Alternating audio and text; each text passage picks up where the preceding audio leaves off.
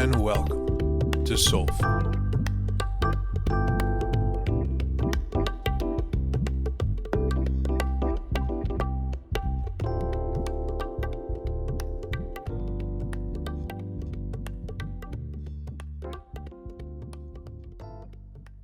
All right, and we're back with part 2 of the Cornerstones Sessions. And my name is Drew. I'm the guy doing the sharing. And this is Soulful, a podcast for spiritual beings on a human trip. And we won't dilly-dally too much here. We're going to go ahead and pick up right where we left off at the end of last episode, part 1. And jump right into the first cornerstone. Well, yeah, we'll do a little intro, a little summary first, and then we'll jump into the first cornerstone and follow that up with the second cornerstone. And that'll be the meat and taters for this episode. So that's the game plan. I'm going to do my best to stay linear and coherent, which is hard for me, especially on this topic. Yeah, because there's like so much I want to share. But, yeah, I'm going to try to honor the outline that I have crafted and give you a nice little download here on the first 2 cornerstones. All right, good. Yeah, it feels good. So first, a little summary intro. So the cornerstones are a system, a structure, a framework for investing in yourself. They're not some fancy new technology, right? Like I'm not reinventing fire or rediscovering the wheel or or however those phrases are supposed to work. Yeah. Cornerstones aren't new. They're more organized structure of stuff that already has proven itself to work. And really the cornerstones came from me recognizing them in my own life and the work I was doing. So it's like I was already living the positive results of the cornerstones before then I realized that was the foundation. There's a bit of reverse engineering here going on. And there's also not a lot of theory. Well, there's like no theory. There's no Kool-Aid to drink. All right, the cornerstones are super practical, grounded, accessible, flexible. And you either invest in them or you don't. And if you do, you're going to see cool stuff. And what most folks report is that as a result of investing in the cornerstones, there's a lot more self-awareness, there's a lot more self-compassion, self-acceptance starts to blossom in some really beautiful ways, and life becomes a much more authentic expression of who and what we really are. The cornerstones are a super grounded, practical how-to for sexy ideas like authenticity and self-acceptance. Right? Like the cornerstones are the doings.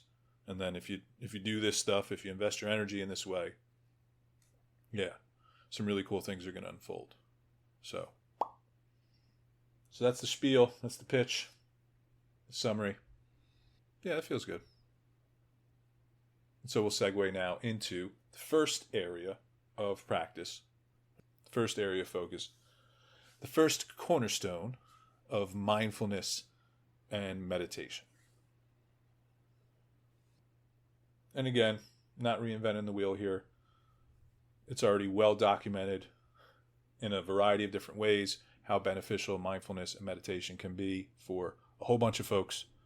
So if you're interested in the research and the write-ups, feel free to Google and discover all that. But for the cornerstones, for this first cornerstone, we just acknowledge that this stuff is cool and beneficial. And so we're going to invest our energy in a variety of different ways in mindfulness and meditative activities and behavior. And so that could look like a formal practice, which for some of y'all, you're already investing in or have tons of experience with meditation, yoga, tai chi, qigong, right? Stuff like that. So those all count in my book as investments in this cornerstone. So awesome. If you're doing those practices, just keep them up, and that counts as investing in the system. If you're not invested in or already experienced with a formal practice, that's also cool. Doesn't matter, right? The cornerstones will meet you where you're at. And what I see with folks that are new to mindfulness and meditative stuff is that they either start turning like regular daily chores and activities into mindfulness practices, or they start incorporating just like little micro meditations into their day. And I guess this is a cool time to pause for a moment and talk about like what the heck actually is mindfulness, or what the heck is being meditative. So again, if you want to read a bunch of cool articles and books about what mindfulness is, that's available. Have fun with that. For me, for this system, the way I like to articulate it is that being mindful or being meditative is about being present. It's about being with the experience as it is in this moment, without judging it, without reacting to it, without trying to change it. Just being with this here and now and allowing this to be. Cool. And so we can bring that approach to literally anything, which is why mindfulness and meditation is less about a specific doing and more about an attitude or an approach to doing something, or really anything. All right, so you can turn washing dishes, folding laundry, pulling weeds, like literally anything you can turn into a mindfulness practice. Good, cool. Let me check my outline. Like I said, I want to go in a million different directions, but I just want to get you the basic bread and butter here. So formal practices, cool. Daily activities, yep, those can become mindfulness practices, cool. The micro moments, cool. So micro moments, micro meditations, whatever you're going to call it. You can also just call it taking a couple deep breaths. Yeah, folks that are newer to this kind of stuff, I will encourage to just insert as many micro meditations as they can throughout the day, right? Just pause for a second, take a couple deep breaths, feel what you're feeling, notice what you're thinking, notice what you're doing. Just a little snapshot, a couple deep breaths, and then rock and roll, keep doing what you're doing. And the reason why the micro meditations work just as good as the daily chores or the formal practice, for me, as I understand this system, is because the core focus of this cornerstone is about slowing things down. We're not trying to get anybody enlightened overnight here. What we're trying to do with investments in the First Cornerstone is slow the whole experience down. Because it's really hard to do anything intentionally or consciously if you're moving at 100 miles per hour. And a lot of us really, the main thing that we struggle with is our pace. Like we're not necessarily doing anything wrong or bad or terrible. We're just moving so fast all the time that any kind of peace or any kind of awareness becomes really challenging to experience or sustain. What I've found in my life and with the folks I work and walk with is that investing in the First Cornerstone, it provides a shift down or a downshift, a throttle down in speed, and then also gives us the opportunity to be a little less reactive, right? Like if we're practicing approaching things mindfully, if we're just being in the moment with the thing, as opposed to trying to change the thing, fix the thing, wish the thing away, right? If we're able to experience our experience directly with some acceptance, it goes a real long way. And so every moment that we're practicing something mindfully, when we're really present with the experience and not trying to change it, we're putting little drops in this bucket, right? We're making investments in this cornerstone. And slowing down and being mindful, being present, being less reactive, it opens up the door for all three other cornerstones to really sink in deeper and cooler. So, cool. All right, let me pause, do a time check. All right, awesome. We're good on time. So let's get you this little metaphor, because I think this is cool. So when we're driving a car really fast, right? You're flying down the highway. We're looking out the front windshield to make sure we navigate safely. But if we look out the side windows, we're not seeing much. And we're definitely not seeing anything in great detail, right? So we're just zipping through. When we slow the car down, all of a sudden we're able to take in more of our surroundings, right? You're able to understand and see in greater detail what's going on around you. Right? Like maybe all of a sudden you see in the window of a house, as you're driving by, or you see something on the car, like maybe a decal or a bumper sticker on a car that's passing you, right? Like if we're moving slower, there's a greater ability to see more. And so this lies at the heart of our investments in the first cornerstone. We're trying to slow down our experience so that we can see more of what's actually going on in our lives. Not what we think is going on, but what is actually going on. All right? Because a lot of us suffer from our narrative. Part of the reason why we struggle is because we believe what we think about what's going on around us, but we rarely stop to question or take a closer look and see if that's actually true. And so that's what we want to do here with the first cornerstone. We want to slow down, pay attention, not reacting, not fixing, not judging, right? Not changing, but just noticing and allowing. And that starts to build like a muscle in our system that can create space in our experience. And when we have space, then we can start to really change the game. Cool. All right. That feels good. I feel like I've articulated that better in other settings, but but that's what you're getting at this moment in time. So, first cornerstone, mindfulness and meditation, investing in as many different practices and behaviors and activities as you want, as you can, will all be investments in slowing experience down and becoming a little less reactive, a little bit more present, a little bit more available for what's going on in the moment. Cool. Good. All right, so that's the first cornerstone.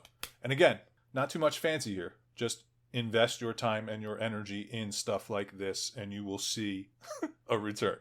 All right? Cool. Done. On to the second cornerstone, which is stalking and journaling. And when I say stalking, I'm not encouraging you to be weird and go follow people around like a weirdo. Don't do that. What I am encouraging you to do is stalk yourself, right? To pay attention to your own experience, which could also be weird at first, but it's also super beneficial, right?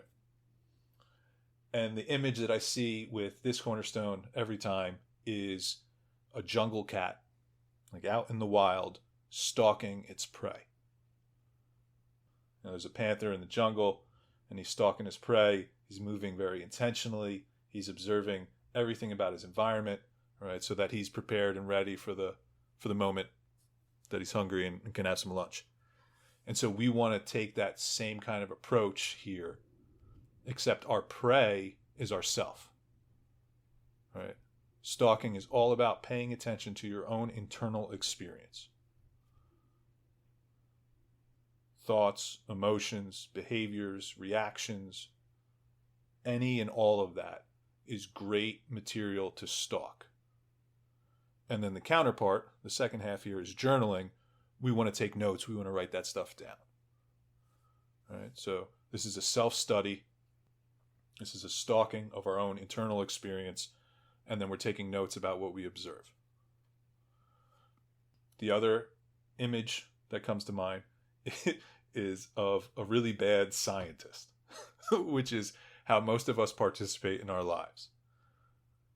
So most folks, most of the time, collect a little bit of data, have huge biased opinions about that data, jump to premature conclusions, and then take actions that frequently turn out to be not so great or not so effective.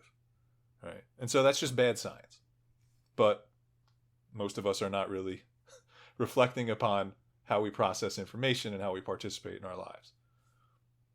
With the second cornerstone and with the cornerstones as a whole, we are very much expecting this kind of reflection, this kind of participation, right?